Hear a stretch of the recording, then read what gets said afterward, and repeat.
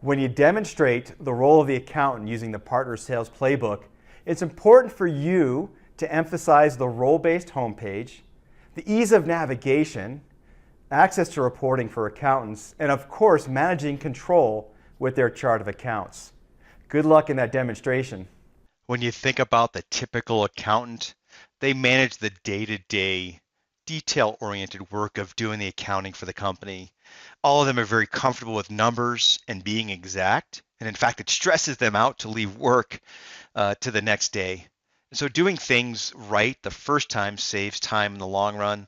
They spend a lot of time solving internal problems such as finding missing data, correcting invoice errors, answering staff questions, and getting answers from other departments who don't get what they need in a timely manner.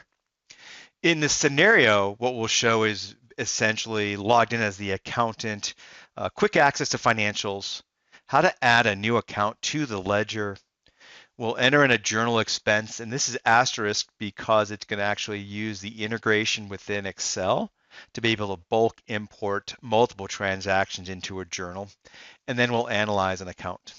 Let's take a look at the first step. So quick access to financial information, right? Here I am again in the role tailored homepage. You see the menu up in the top, finance journals, cash management, cash flow, cost accounting.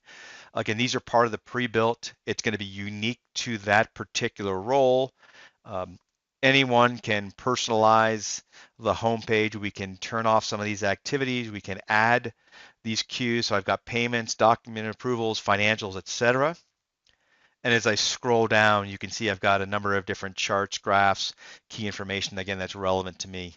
As we hover over the chart or the graph and the cash flow forecast, you can see I get a lot of details.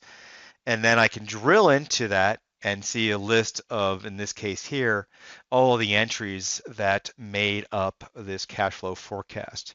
And then with the blue hyperlink, you'll see we could always drill deeper into, for this example here, a posted sales invoice, right? So I see the details that made up that number. We'll close that window. Now, controlling data entry, right, is also paramount for these organizations and these individuals, and incorporated this into the ribbon are key areas such as if I click on administration and I go to counting periods, right, I see a list of all of my fiscal periods, including which denote the beginning of a fiscal year. For greater control, the accountant can choose or select, I should say they can close select periods to ensure that no transactions are posted. And then you can always return back to the home page here. And so while most key tasks are surfaced on the role-tailored homepage, that accountant user is also interested in specific reporting needs. And to quickly and easily access that report from the role-based homepage, we provided, for example, the trial balance. If I want to grab the detailed summary report, and there it is for me, right? A detailed trial balance is presented in this preview mode. We could certainly export it or output it to Word, Excel, as well as a PDF. We'll close that out. And then the next step, right, is around how do I add a new account to the ledger? So you think about it, the business grows and the accountant needs to add a new account for travel expense. We didn't incorporate that. So currently there isn't one for travel, and we need to sort of now track that expense. So I'm here, and again, hard-coded right on the home page. I don't have to click or navigate to my chart of accounts. I can see all of my chart of accounts, and let me do a quick search, and I notice that travel currently is not set up or nor is used for tracking in our general ledger. So we're going to go ahead and add a new account. And I simply add in the GL number 61150. I'll enter in the name for travel. And then you just have to choose an account category. So that's obviously going to be an expense. And then I'll select on the subcategory travel expense, and I close out the window. And that's now saved. It's a posting account. It's on my income statement, and it's tracked as a travel expense.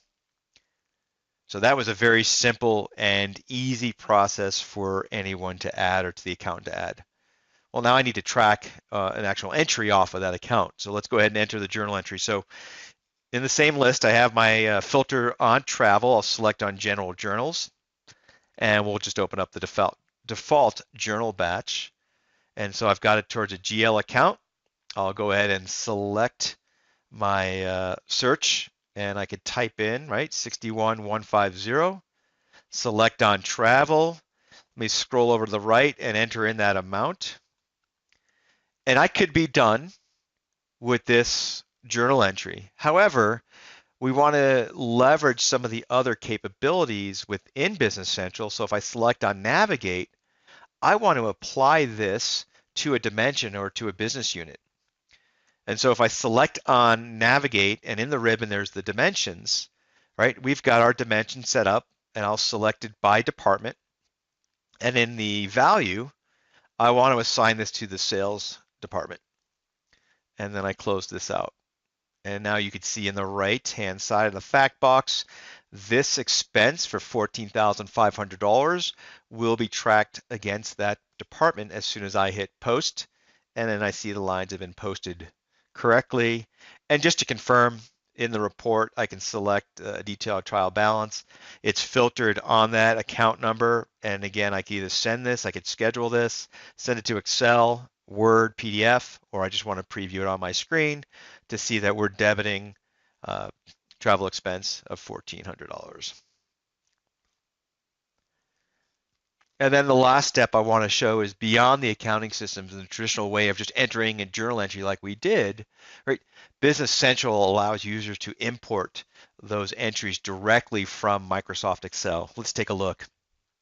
So I'm in the general journals, and again, open up that batch, and you'll notice here in the ribbon, right? Again, most every list page in Business Central does provide an Edit in Excel button, and that maintains the direct connection between the two applications. So I'll select Edit in Excel, and you'll see the table format. I have to select the date, so I'll select the posting date, and then I'll enter in my data. So let's say I copy and I paste this in. So I've got now my document number, the account type, my account number, and then the description.